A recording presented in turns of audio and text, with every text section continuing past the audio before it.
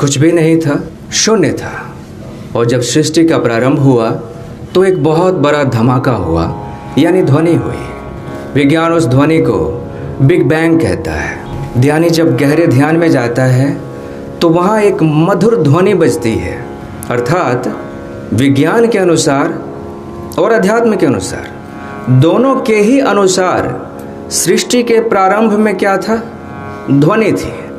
ध्वनि से सृष्टि की शुरुआत होती है। तो ध्यानी कहते हैं कि वो जो ध्वनि है, जो ध्यान की गहराइयों में सुनाई देती है, वो अनाहत है। उसको वो अनाहत नाद कहते हैं। अनाहत अर्थात वो बाहर के किसी चोट से पैदा नहीं होती, वो बाहर से नहीं आती, भीतर से पैदा होती है, और किसी चोट से पैदा नहीं होती, इसलिए वो अनाहत है। वो सुनने में कुछ कुछ ओम के जैसी लगती है, हूबहू ओम के जैसी नहीं लगती, कुछ कुछ ओम जैसी लगती है। हम जिस ओम का उच्चारण करते हैं ये उसकी कार्बन कॉपी है, उसकी नकल है। तो अब प्रश्न ये है कि हम नकल क्यों करते हैं? मूल ध्वनि का उच्चार हम क्यों नहीं करते? हम ओम का उच्चार क्यों करते हैं? क्योंकि वो जो मूल ध्वनि है उसका उच्चार कंठ से संभव नहीं है। विज्ञान में एक सिद्धांत है, उसे कहा जाता है लॉ ऑफ सिंक्रोनिसिटी।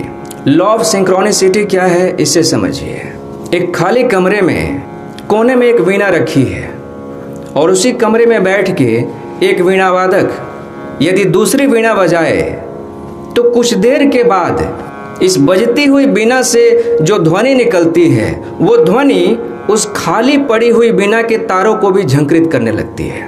वो वीणा जो कोने में रखी है उसके तारों से भी ध्वनि निकलने लगती है। अर्थात एक वीणा से निकलती हुई ध्वनि ने दूसरी वीणा के भीतर संगीत पैदा कर दिया। यह है लॉ ऑफ सिंक्रोनिसिटी।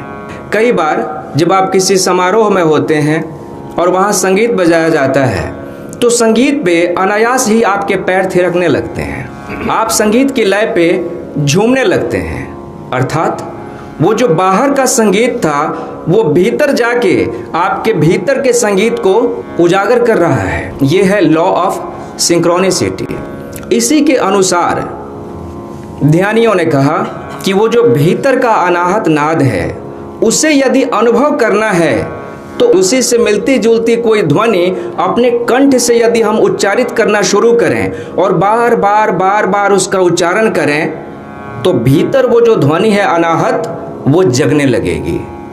बाहर यदि हम ओम का उच्चार करते हैं कंठ से, जो कि अनाहत से मिलती जुलती ध्वनि है, तो ये ध्वनि हमारे भीतर के अनाहत को जगाने में मददगार होगी।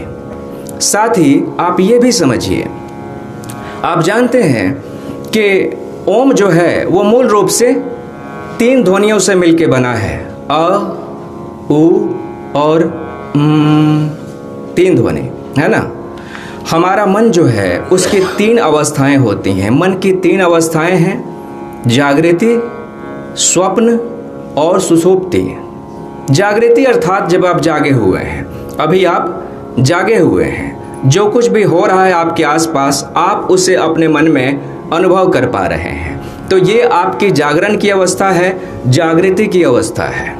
ठीक इसके बाद जो अवस्था होती है वो है स्वप्न की अवस्था।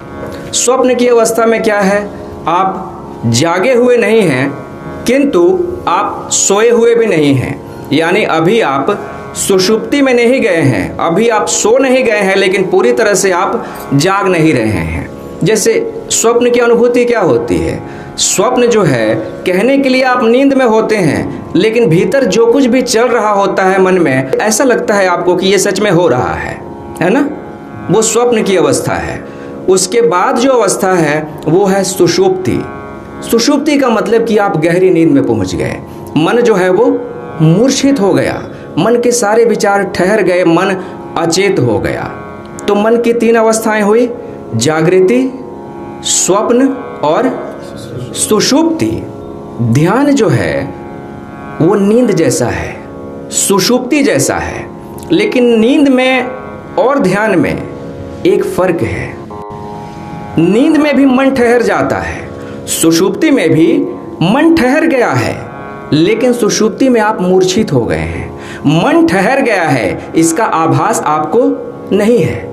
जब आप सो गए होते हैं तब आपको यह भी नहीं पता होता है कि मैं सो गया हूं।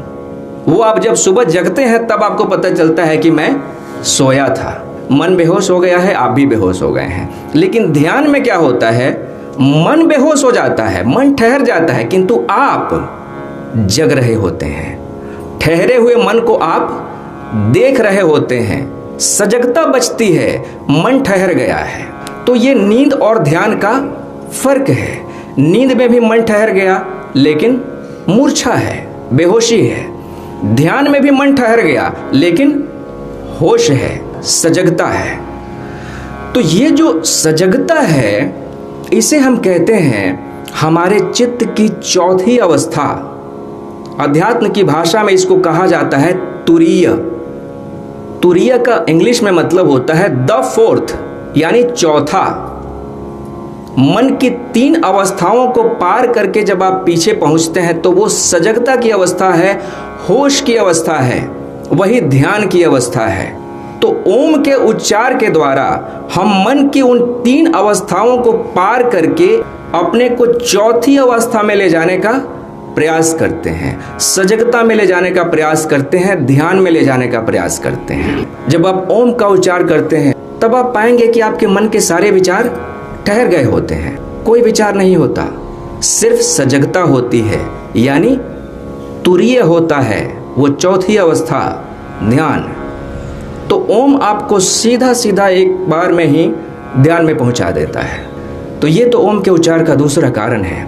तीसरा, ओम जो 3 मूल ध्वनियों से मिलकर बना है, अ, उ और उसके विषय में ये भी कहा जाता है कि ये 3 मूल ध्वनियाँ जो हैं वो सृष्टि की 3 मूल शक्तियों को संबोधित करते हैं। सृष्टि की 3 मूल शक्तियाँ कौन सी हैं? एक, जो सृष्टि का सृजन करती है, जिसे भारतीय दर्शन, हिंदू दर्शन ब्रह्मा कहता है। दूसरा, जो सृष्टि का पालन करती है, संरक्षण करती है, उसे हिंदू कहते हैं विष्णु। और तीसरी शक्ति जो सृष्टि का नाश करती है, समाप्त करती है, विनाश करती है, उसे शिव कहा है ना। ऐसा नहीं है कि ब्रह्मा ने कभी सृष्टि की रचना की। सच ये है कि ब्रह्मा निरंतर सृष्टि की रचना कर रहा है। वो जो सृष्टि को पैदा करने वाली शक्ति है वो निरंतर ही सृष्टि को पैदा कर रही है। अपने भीतर देखिए, आपके शरीर में ये तीनों शक्तियां ठीक इसी समय कार्यरत हैं। वो जो सृजन करने वाली शक्ति है ब्रह्मा, वो भी इसी क्षण काम कर रही है। लाखों लाख नई कोशिकाएं पैदा हो रही हैं, बन रही हैं, है ना। भीतर सृजन चल रहा है, यानी वो जो पैदा करने वाली शक्ति है ब्रह्मा, वो क्रियाशील है। ठीक इसके उपरांत वो जो दूसरी शक्ति है जो संरक्षण का काम कर रही है, वो भी भीतर क्रियाशील है। भीतर आपके प्रतिरक्षण शक्ति काम कर रही है, वो आपके शरीर को संरक्षण दे रही है। बाहर से अगर कोई रोग जाता है तो उससे सुरक्षा दे रही है, यानी सुरक्षा देने वाली शक्ति भी निरंतर काम कर रही है। विष्णु भी निरंतर क्रियाशील है।